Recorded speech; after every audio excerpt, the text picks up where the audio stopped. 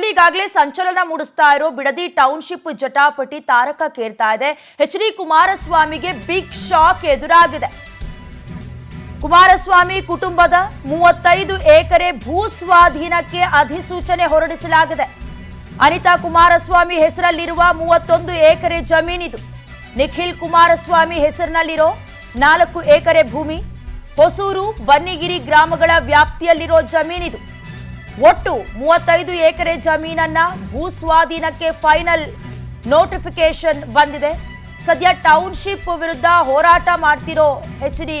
ಕುಮಾರಸ್ವಾಮಿ ಕುಟುಂಬ, ಅನಿತಾ ಕುಮಾರಸ್ವಾಮಿ, ನಿಖಿಲ್ ಕುಮಾರಸ್ವಾಮಿ ಹೆಸರಿನಲ್ಲಿ ದಾಖಲೆಗಳು ಸದ್ಯ ವೈರಲ್ ಆಗ್ತಾ ಇದೆ. ಈ ಹಿಂದೆ ಕೂಡ ಪಾಟೀಲ್ ಅವರು ಹೇಳಿಕೆ ಕೊಟ್ಟಿದ್ರು 100 ಎಕರೆ ಆಸ್ತಿ ಅನಿತಾ ಕುಮಾರಸ್ವಾಮಿ ಅವರ ಹೆಸರಿನಲ್ಲಿದೆ ಅಂತ.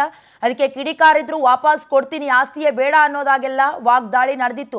ಸಂಬಂಧಪಟ್ಟ ಹಾಗೆ ಸದ್ಯ ಈಗ 35 ಎಕರೆ ಜಮೀನಿಗೆ ಭೂಸ್ವಾಧೀನ ಮಾಡ್ಕೊಳ್ಳೋದಕ್ಕೆ ನೋಟಿಫಿಕೇಶನ್ ಬಂದಿದೆ. ಈಗಾಗಲೇ ಎಚ್.ಡಿ. ಕುಮಾರಸ್ವಾಮಿ ವರ್ಸಸ್ ಡಿ.ಕೆ. ಶಿವಕುಮಾರ್ ನಡುವಣ ನಡೀತಾ ಇರುವಂತ ಬಿಡದಿ ಬ್ಯಾಟಲ್ ಬಗ್ಗೆ ನಿಮಗೆ ಗೊತ್ತೇ ಇದೆ. ಈ ಹಿಂದೆ ನಿಮ್ಮ ಸರ್ಕಾರದಲ್ಲಿ ಕೈಗೊಂಡಂತಹ ಕನಸಿನ ಕೂಸು ಬಿಡದಿ ಟೌನ್ಶಿಪ್ ಅಂತ ಒಂದು ಕಡೆ ಹೇಳಿದ್ರೆ, ಮತ್ತೊಂದು ಕಡೆ ಅದು ರಿಯಲ್ ಎಸ್ಟೇಟ್ಗೆ ಸಂಬಂಧಪಟ್ಟಿದ್ದಲ್ಲ, ಹಣಕ್ಕೋಸ್ಕರ ಮಾಡ್ತಾ ಇರುವಂತ ಟೌನ್ಶಿಪ್ ಇದು ಅಂತ ಎಚ್.ಡಿ. ಕುಮಾರಸ್ವಾಮಿ ಹೇಳ್ತಾ ಇದ್ರು.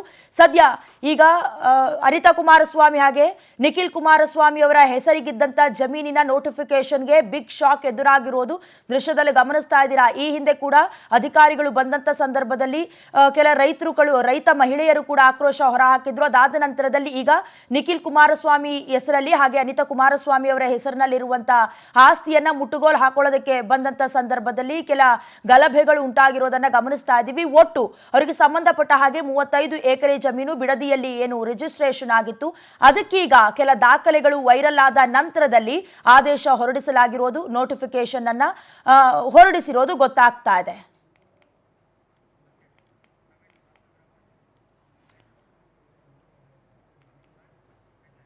ಇನ್ನು ಇದೇ ವಿಚಾರಕ್ಕೆ ಸಂಬಂಧಪಟ್ಟ ಹಾಗೆ ಹೆಚ್ಚಿನ ಡೀಟೇಲ್ಸ್ ಅನ್ನ ಲೈವ್ ನ ಮೂಲಕ ಕೊಡ್ತಾರೆ ನಮ್ಮ ಪ್ರತಿನಿಧಿ ಪ್ರವೀಣ್.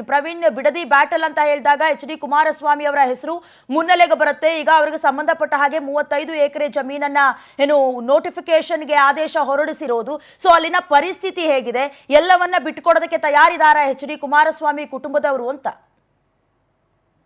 ಡೈನಾ, ಬಿಡದಿ ಟೌನ್ಶಿಪ್ ನ ಜಟಾಪಟಿ ರಾಜಕೀಯವಾಗಿ ತಿರುಗುವಂತ ಸಂದರ್ಭದಲ್ಲಿ ಸಾಕಷ್ಟು ಚರ್ಚೆಗಳಾಗ್ತಿತ್ತು. ಸಿಎಂ ಡಿ.ಕೆ. ಶಿವಕುಮಾರ್ ಹಾಗೂ ಕೇಂದ್ರ ಸಚಿವ ಎಚ್.ಡಿ. ಕುಮಾರಸ್ವಾಮಿ ನಡುವೆ ಇದು ನೇರ ಫೈಟ್ ಆಗಿ ಕೂಡ ಪರಿಣಮಿಸಿರುವಂತದ್ದು.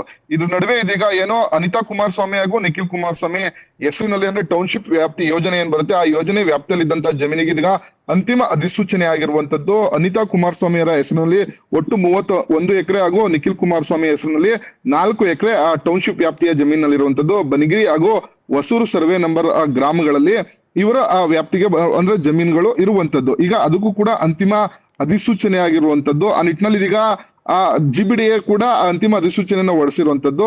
ಬಹಳ ಪ್ರಮುಖವಾಗಿ ಹಿಂದೆ ನಿಖಿಲ್ ಕುಮಾರಸ್ವಾಮಿ ಅವರು ನಮ್ಮ ಹೆಸರಿನಲ್ಲಿರುವಂತಹ ಜಮೀನನ್ನ ಬೇಕಾದ್ರೆ ಸರ್ಕಾರ ಶಾಲಾ ಆಗಿರ್ಬೋದು, ಆಸ್ಪತ್ರೆಗೆ ಬೇಕಾದ್ರೆ ಬಳಸ್ಕೋಬಹುದು, ಅಂದ್ರೆ ಯೋಜನೆಯನ್ನ ಕೈ ಬಿಡಬೇಕು ಅಂತೇಳಿ ನೇರವಾಗಿ ಒಂದು ಸವಾಲನ್ನು ಕೂಡ ಹಾಕಿದ್ರು. ಅದ್ರ ನಡುವೆ ಕೂಡ ಸಾಕಷ್ಟು ಚರ್ಚೆಗಳಾಗಿತ್ತು. ಎಂ ಬಿ ಪಾಟೀಲ್ ಕೂಡ 100 ಎಕರೆ ಜಮೀನನ್ನ ಅನಿತಾ ಕುಮಾರಸ್ವಾಮಿ, ನಿಖಿಲ್ ಕುಮಾರಸ್ವಾಮಿ ಅವರ ಹೆಸರಿನಲ್ಲಿ ಇದೆ ಅಂತ ಹೇಳಿ ಕೂಡ ಹೇಳಿಕೆಯನ್ನ ಕೊಟ್ಟಿದ್ರು. ಈ ನಡುವೆ ಸಾಕಷ್ಟು ಚರ್ಚೆಗಳು ಕೂಡ ಆಗಿತ್ತು. ಇದೀಗ ಅಂತಿಮ ಅಧಿಸೂಚನೆ ಹೊರಡಿಸಿರೋದ್ರಿಂದ ಇದು ಕೂಡ ಸಾಕಷ್ಟು ಚರ್ಚೆಗೆ ಆಗ್ತಿದೆ.